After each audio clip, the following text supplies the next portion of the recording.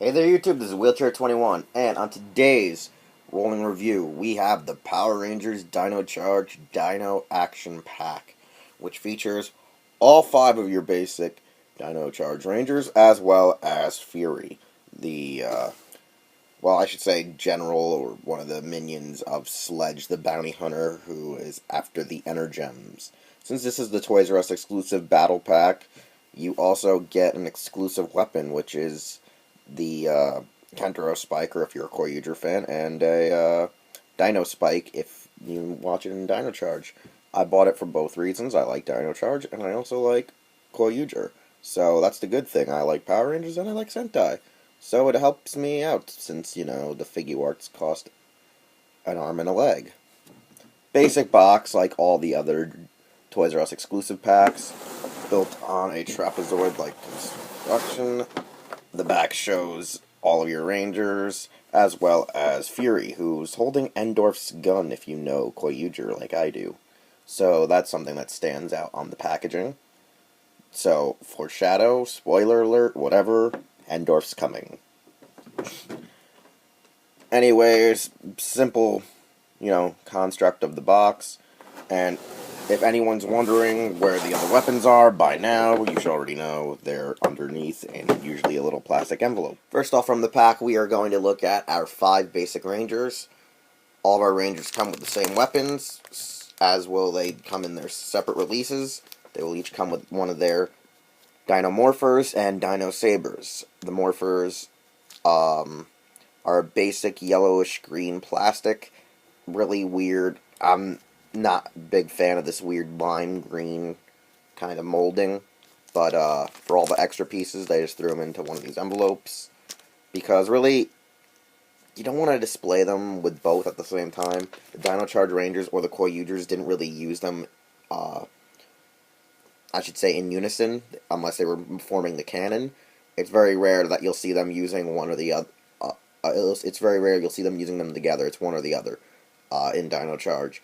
Now, like all figures, they have their basic points of articulation from the Saban, or I should say the Bandai products, have all the same basic points of articulation since like the last 5 waves of figures.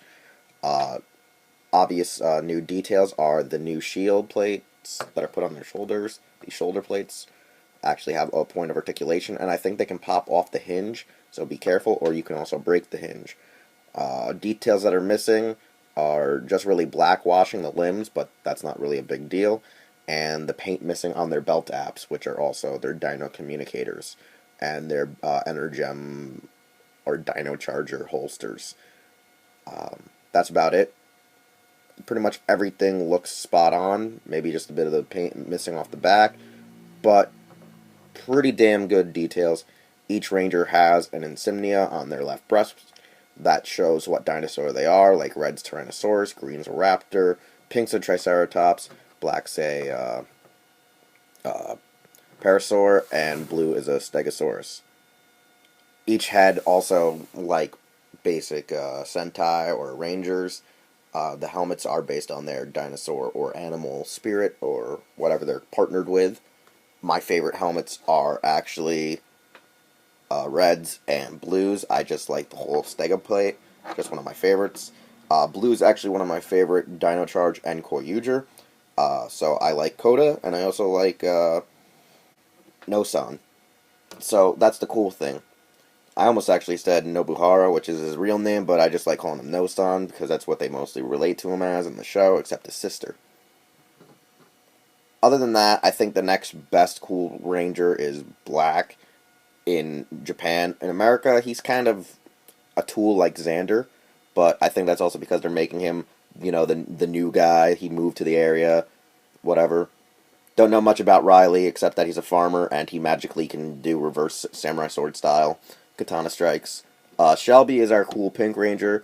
They're really throwing her at us like they did with Amy and Koryuger, like she's up in your face.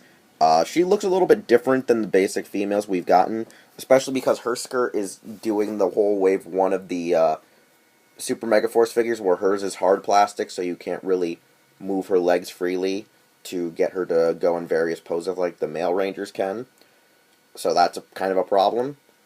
And they also, I think, sculpted her body to look more feministic, because her ass and breast paneling is kind of more extruding than previous figures, from what I'm noticing. Nevertheless, since they have their basic points of articulation, they don't have their basic Dino steel armaments for their right arms, nor their basic weapons.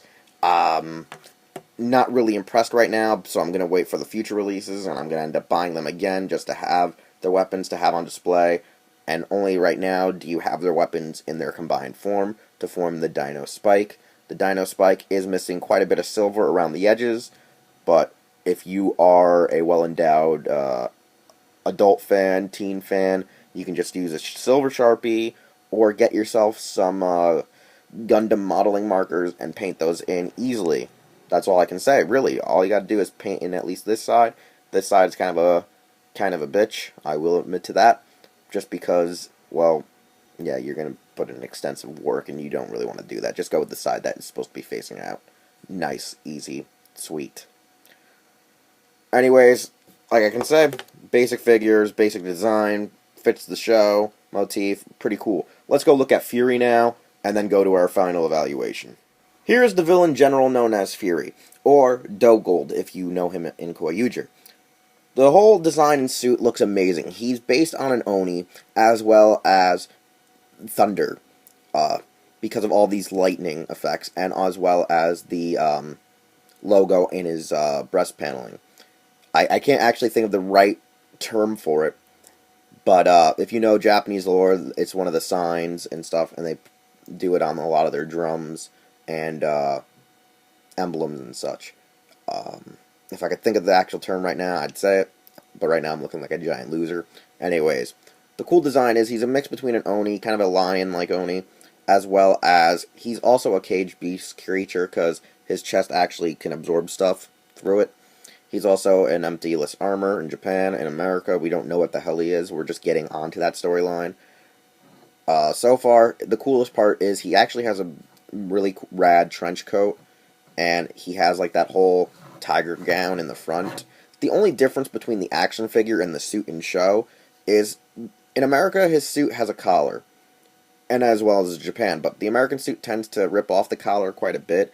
I think it has something to do with maybe the collar was damaged in shipping to America for the scenes, but nevertheless, it's not a big deal. His sword looks like his sword is his sword, just, you know, it's casted in basic gold plastic, so it doesn't actually have the whole black effect and lightning effect that you can really see like it has in the show if you're really a stickler for detail.